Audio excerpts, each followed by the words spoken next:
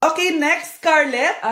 Ang New Year's resolution ko ay ang magka-jowa. Last year ko pa wini-wish kaso hanggang ngayon wala pa rin akong jowa. Lu, paano ka magkaka-jowa? Lahat na lumalapit na lalaki sa'yo, nire-reject mo. Kala mo ang ganda-ganda niya. Kung ikaw magiging jowa ko, wag na lang. Mamatay na lang ako. Tama na yan. Samantha, ikaw na. Ang New Year's resolution ko ay wala. Dahil sobrang perfect ko, no? Feeling naman nito. Ako kaya yung pinakamabait at pinakamaganda dito, no? Ang pinakamasamang ugali. Anong sabi mo? Totoo naman eh. Dapat ang New Year's resolution mo, ang maligo ka. Puro ka make-up, ang asim-asim mo naman. Ganon? Ang New Year's resolution mo dapat ay ang mag-toothbrush ka. Dahil ang baho na hininga mo, lahat ng crush mo, nata-turn off sa'yo. Kumpara naman sa'yo, be. Itsurang pa lang, nata-turn off na sila. Walang iya ka? Manda ka sa akin pagkatapos nito. Ang New Year's resolution ko ay ang ibagsak kayong dalawa. Guys, sino kumuha na cellphone ko? Ilabas niyo na. Alinaw talaga ng bago kong phone. Hoy, Samantha! Cellphone ko yun, di ba? Akin na. For your information, binili to ng nanay ko. Tignan mo, 3 yung camera neto. Yung sa'yo, 2 lang. Ew. Ay, eto pala. Sorry. Ba't wala dito yun? Lobat na ako. Guys, sino kumuha ng charger ko? Ayan, full charge na. Hoy, ba't nasa yung charger ko, ha? Anong sa'yo? May picture tong charger ko, oh. Ay, eto pala. Sorry. Hoy, be. Palagi ka na lang nawawalan. Huwag ka kasi pura sa gamit mo, te. Oo nga, be. Nawawala nga yung panty ko, eh. Guys, nakita niyo ba yung panty ko? Guys, may kumuha ng kidney ko. Ibalik niyo na, please. Lakas ng tama nito. Nasaan na yun? Sinasabi ko na nga ba may kumuha ng kifi ko, eh. Ibalik niyo na yung kifi ko. Wow! Piliin mo ang Pilipinas? Gusto to na yung piliin mo ang Pilipinas? Proud Filipina kasi ako. Di ba sabi mo kanina sa akin, ayaw mo na tumira dito sa Pilipinas kasi sobrang init. Tapos sabi mo sa akin, kapag nakagraduate ka, sa abroad ka natitira. Basta, gagawin ko pa din. Sige, post mo. Ako unang mambabash sa'yo. Napaka-supportive naman ni nanay. Ano yan?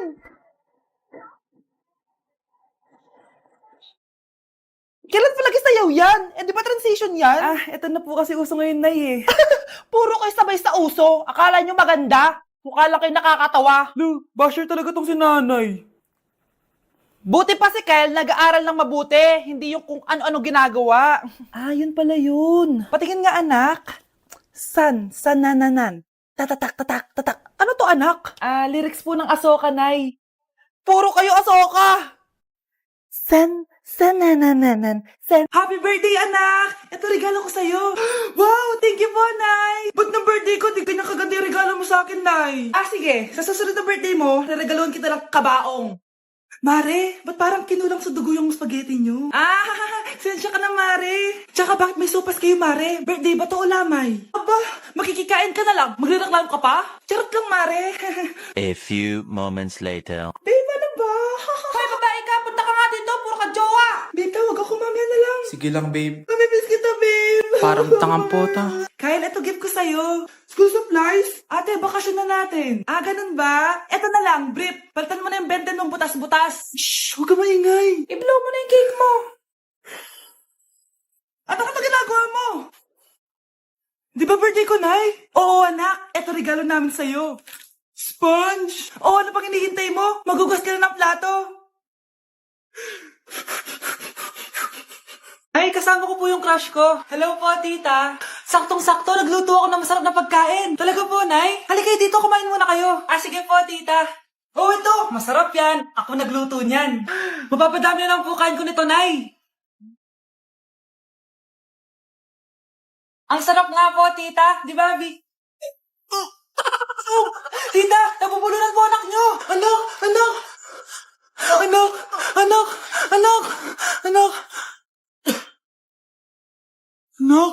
anong gagawin natin, tita? Tumawag ka ng doktor. Sige po, tita. Nandito na ako. Dok, bilisan niyo, Dok. Na paano siya? Nabulunan po. May jowa pa siya? Importante pa ba yun? Ligtas mo anak ko. Ito na. Patay na siya. Anak! Patay na siya. Sayang, ka-crushback ko pa naman siya. Crushback mo ako? Pag ganyan mo lang sinabi, so tayo na? Ang gagaling nyo! Mag-umpisa tayo kay Scarlett. Ako po, ma'am. Palagi na nagpapareport si ma'am. Ano, tamad na siya magturo? Sayang lang tuition natin, be. Isa ka pa, Christian! Ma'am, kita niyo ba, bago riban si ma'am, balita ko kumukuha siya sa class funds natin, Ginawa niya tayong business. Samantha! Yes po. Ayoko talaga dyan kay ma'am. Mas gusto ko pa yung dati natin teacher. Buti pa yon, hindi nang babagsak. Tapos magaling pa magturo. Kyle! Akala ko matino ka.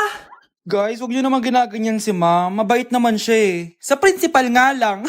Akala niyo di ko alam mga pinagsasabi niyo sa akin? Lahat po ng sinabi namin sa GC. Totoo po yan, ma'am. Diba sabi nga nila, ma'am, truth hurts? Truth hurts pala, Sige, papakita ko to sa principal sa office. Sige, ma'am, sabihin mo sa principal. At sasabihin din namin yung mga baho mo. Ha?